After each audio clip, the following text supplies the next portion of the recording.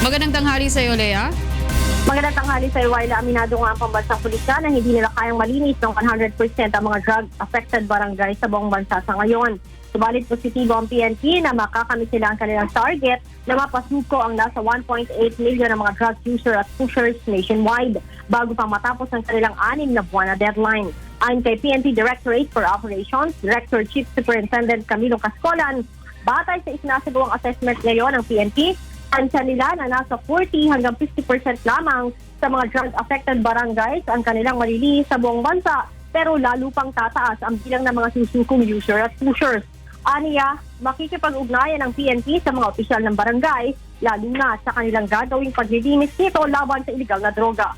Pahayag ni Cascolan, tiwala sila na makakamit nila ang kanilang misyon dahil lalo pang pinalakas at pinalawak ng PNP ang kanilang anti-illegal drug campaign sa pamamagitan ng Opland Double Barrel Alpha. Dito ay isasama na nila ang mga eskwelahan, bilangguan, business establishments, entertainment industry at mga out-of-school youth na nasa iba't ibang barangay sa Opland Tukhang. Ang mga operasyon ng Double Barrel Alpha ay pamumunuan ng Anti-Illegal Drugs Group o AIDG, habang ang Criminal Investigation and Detection Group o CIDG at Internal Affairs Service o ES naman ang mamamahala sa mga investigasyon. Balik sa Wild. Maraming salamat sa iyo, Lea Ilagan mula sa Camp Crame.